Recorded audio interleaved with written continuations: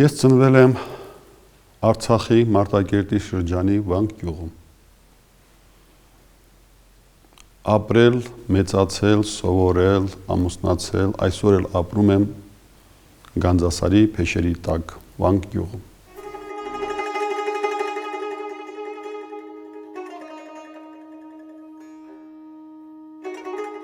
Բարև ձեզ, եթերում է մեկ օր ճանաչված մարդկանց հետ հաղորդաշարը։ Այս հաղորդման ընթացքում մենք ներկայացնում ենք մարդկանց, ովքեր ունեն հարուստ կյանքի փորձ եւ ունեն ասելիք մարդկանց, այս դեպքում մեր հեռուստադիտողներին։ Գարնանը այցելելով Արցախ մեր նկարանող խումբը անցնում էր Դադիվանք վանական համալիրի կողքով եւ հենց այդտեղ ես պատիվ ունեցա ծանոթանալու Դադիվանքի վանահայր Քարվաճար շրջանի հոգևոր հովիվ Տեր Հովանես Քահանա Հովանեսյանի հետ։ Այդ հանդիպումը իմ վրա թողեց անմոռանալի տպավորություն եւ ամիսներ անց ես նորից վերադարձա, որպեսզի հնարավորություն ունենամ մի փոքր հարցազրույց վերցնել Տեր Հովանեսից եւ ներկայացնել ձեզ։ Ղարաբաղի մայրաքաղաք Ստեփանակերտից 45 կիլոմետր հեռավորության վրա գտնվող Վանքը թաղված է թավուտ անտառներում շրջապատված լեռներով։ Գյուղ տանող ճանապարհը ոլորապտույտ է եւ յուրաքանչյուր ոլորանի վրա բացվում է իր գեղեցկությամբ նախորդին գերազանցող ել ավելի հրապուրիչ տեսարան։ Ղարաբաղի այս հատվածում բնությունը կարծես ինքն իրեն գերազանցել է։ Վանքում բոլորը համոզված են, որ իրենց ուժ ու զորություն է տվել Գանձասարը։ Ծառայել եմ խորհրդային տարիներին, խորհրդային բանակում 82-ից 84 թվականը, հետո եկել Հարազատ գյուղ, ամուսնացել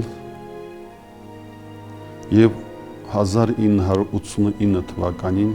երբ որ վերաբացվում է Արցախի թեմը, Արցախի թեմի առաջնորդ է նշանակվում Պարքև arczepiskopos Martirosyan-ը, այդ տարիներին ես սկսում եմ շփվել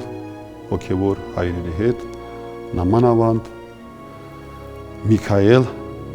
arczepiskopos Աջապահյանի հետ, որը այն ժամանակ Գանձասարի վանքի վանահայրն էր եւ աբեղա էր։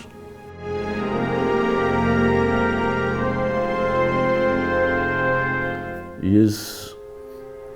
Գանձասարի վանք մեկնել եմ ծառայելու 1989 թվականի ապրիլին։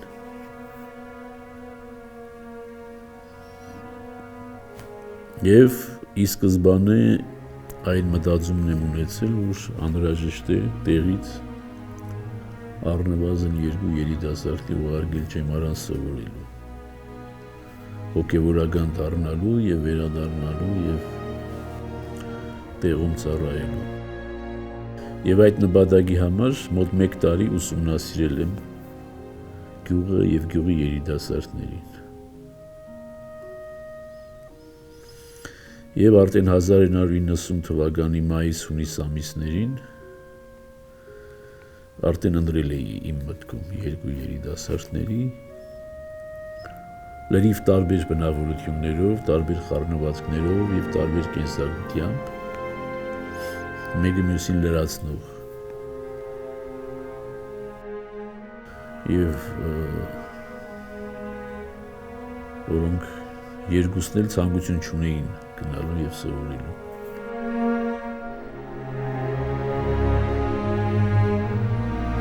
Շփվելով Միքայել Սրբազանի հետ, Միքայել Սրբազանը իմ մեջ տեսնում է հավատքը եւ 1990 թվականի հունվար ամսում ինձ առաջարկում է, որ գնամ Սուրբ Էջմիածին սովորեմ, դառնամ հայրաքելական եկեղեցու զավակ, դառնամ քահանա եւ գամ ծառայեմ եկեղեցուն։ Ես իրենց առջև դրեցի 3 ամսվա ուրեմն խորհրդատվությունների շրջան, որոնց ընթացքում ես միշտ նաև աշխատում էի իրենց հետ եւ ուրեմն սեպտեմբեր ամսին արդեն իրենք համոզվել էին, որ պետք է գնան եւ գնացին։ Եվ երկուսն էլ քահանա եղան։ Եվ երկուսն էլ այսօր ծառայում են Արցախի թեմով։ Նրանցից մեկը, այո, Տեր Հովհաննեսն էր, այն ժամանակ հրանտ, երիտասարդ, ինձ տարեկից, ես էլ էի երիտասարդ, ինքն էլ էր երիտասարդ, իրար տարեկից էին, ամուսնացած զավակները արդեն զավակների տեր։ Եվ բավական բուռն բնավորություն եւ նույնիսկ կռվարար բնավորություն ունեցող անձնավորություն, ի տարբերություն մյուս երիտասարդ։ Եվ ես մտածեցի, որ այդպիսի խառնվածք ունեցող մարդը կարող է օգտակար լինել։ Ինչպես մեկը կլիներ զանգակ, մյուսը բամբակ ժողովրդական լեզվա մտածողությամբ, որովհետև ես երկուսին էլ նախատեսում էի, որ երկուսն էլ պետք է ծառայեն այդ հովտում Գանձասարում, մեկը մյուսին լրացնելով, բայց հետո անշուշտ Սրբազանը այլ տնօրինություն արեց եւ մեկը ծառայում է Ստեփանակերտում։ Եվ ուրեմն ես ինքս էլ 1990 թվականի ուրեմն սեպտեմբերին իրենց տարա Էջմիածին ներկայացրեցի, ընդունվեցին եւ 2 տարի սովորելուց հետո արդեն ձեռնադրվեցին հոգեվորական եւ հրանտը նույնպես ձեռնադրվեց եւ իր ցանկությամբ անվանվեց Տեր Հովհաննես եկեղեցու Գանձասարի վանքի Սուրբ Հովհաննես Մկրտիչ լինելու առիթով։ Եվ 92 թվականից Տեր Հովհաննեսը ծառայում է Արցախում, նախ Գանձասարի վանքում, այսօր Տադի վանքում է ծառայում։ Եվ ես դժգոհ չեմ իմ ընտրությունից, կարծում եմ շատերն էլ դժգոհ չեն։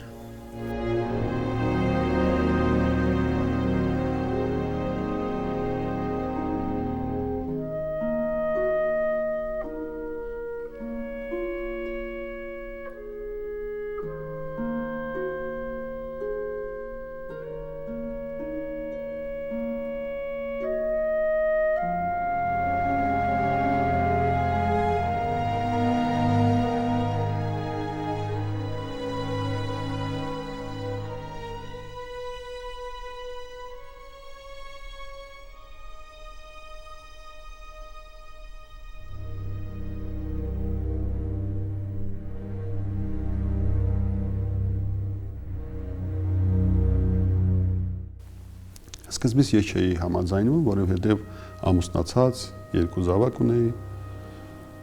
Հետո կամաց ինքը իմ մեջ սերմանեց այն հավատքը, որ եւ կար, եւ չկար չէի տեսնում, չգիտեի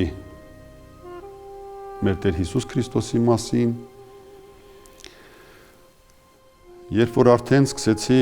եկեղեցի հաճախել, հավատալ, սիրով համաձայնեցի եւ 90 թվականին գնում եմ Սուրբ Էջմիածին սովորելու քահանայից լսարան։ Քանի որ բարձրագույնից հետո էր, 2 տարի հետո ես ձեռնադրվում եմ քահանա 1992 թվականի փետրվարի 23-ին եւ նշանակվում Գանձասարի վանքի վանահայր եւ հոգեվոր հովիվ։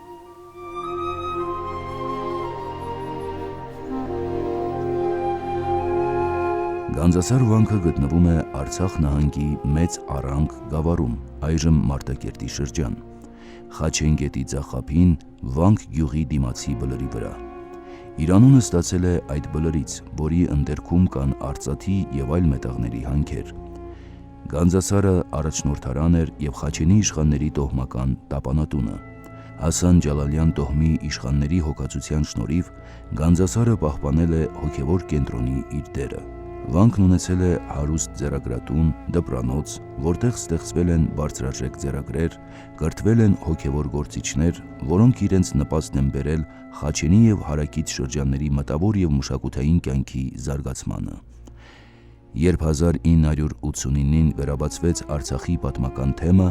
առաջին գործող եկեղեցին հենց Գանձասարն էր։ Գանձասարը բազմիցս ռմբակոծվել է, ռումբերն ընկել են ամենուր, բայց ոչ եկեղեցու վրա։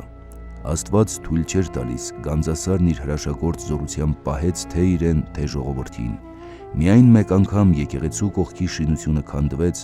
որտեղից էլ 20 նոր խաչքարեր հայտնաբերվեցին։ Աստված ասեց դուռ բացեց, ու այդ խաչքարերը գերությունից ազատեց։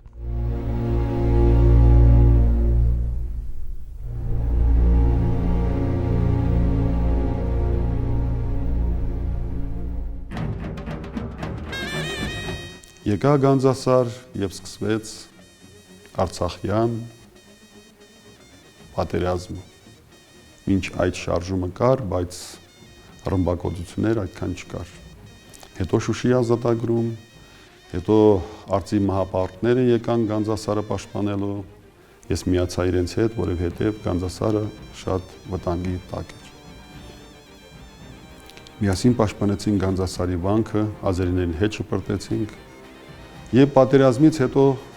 սկսեցինք վերականգնել Գանձասարի վանքը։ Գավիթը ամբողջությամբ տանիքը փոխեցինք։ Տարածքը միաբանական խուցերը, միաբանական շենքը ամբողջությամբ վերականգնեցինք։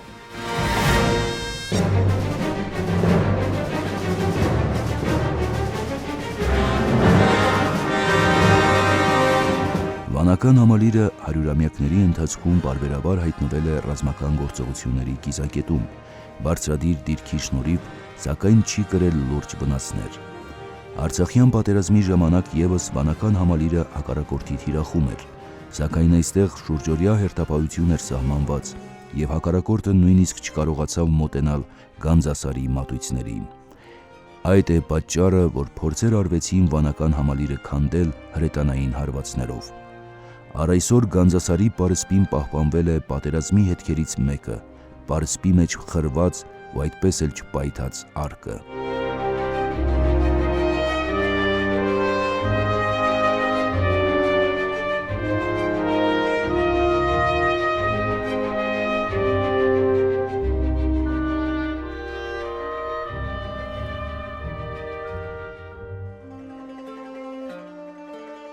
Դրանից հետո ես տեղափոխվեցի 1.5 տարի Երևան Սուրբ Երրորդություն եկեղեցի ծառայելու, բայց տեսա, որ քաղաքում ես չեմ կարող ծառայել։ Նորից վերադարձա Արցախ, Վաղուհաս գյուղում նորակառույց մեծ եկեղեցի կառուցեցինք, որի բարերարն է Վաղուհասաբնակ Գրիգորի Մելիքի Հայրապետյանը, եւ 2015 թվականին Արցախի թեմի առաջնորդ Գերաշնորհ Պարքև arczepiskopos Martirosyan-ի օրհնությամբ ես նշանակվում եմ Դադիվանքի վանահայր եւ Քարվաճարի շրջանի հոգեվոր հովիվ։ Ինչու ինձ նշանակեց Դադիվանքի վանահայր, որովհետեւ 1993 թվականի ապրիլի 3-ին, երբ որ ազատագրեցինք Քարվաճարի շրջանը եւ Դադիվանքը, Զորքի հետ, հրամանատարների հետ միասին առաջիններից մեկը ես եղա, որ մտա Դադիվանք։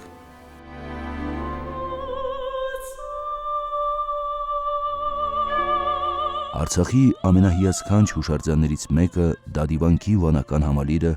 ոչ միայն աննկարագրելի տպավորություն է գործում այցելուների վրա, այլև հիացնում է գերում կերպարանափոխում մարդուն։ Վանական համալիրը կրում է Քրիստոսի 70 աշակերտներից մեկի, Թադեոս Առաքյալի աշակերտ Սուրբ Դադիի անունը։ Դադին քրիստոնեություն է քարոզել Քարվաճարի շրջանի բնակչությանը, սակայն առաջին դարում նրան քարկոծելով սպանել են, հավատացյալները հողին են հանձնել Դադիին։ Արդեն 4-րդ դարում քրիստոնեության ընդունումից հետո նրա գերեզմանը ուխտատեղի է դարձել, կառուցվել է դամբարան, որտեղից էլ հենց սկիզբ է առնում վանական համալիրը։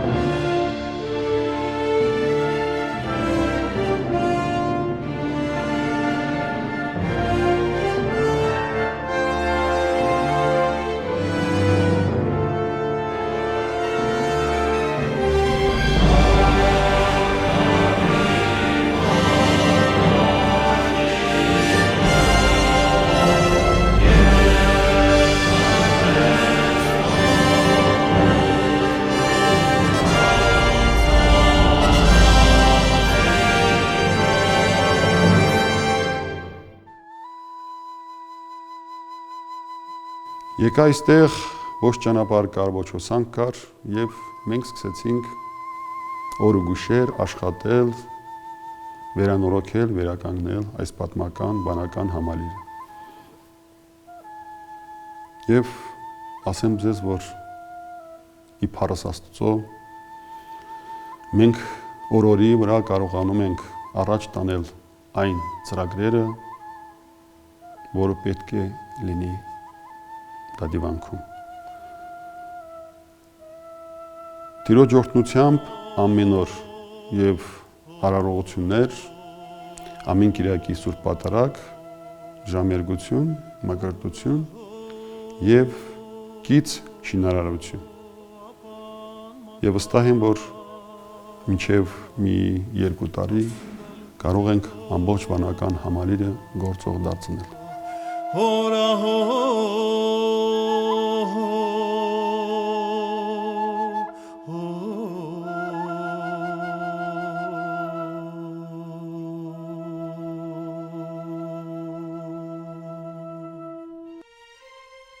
Դադի վանքը վերածնվում է, վերածնունդ է ապրում նաև Մերձակա գյուղը։ Եթե 4 տարի առաջ այստեղ մարդ չկար, ապա այսօր այստեղ բնակվում է մոտ 100 մարդ։ Բնականաբար դա մեծ թիվ չէ, բայց վկայում է, որ անկախ դժվարություններից եւ խոչընդոտներից կյանքը շարունակվում է։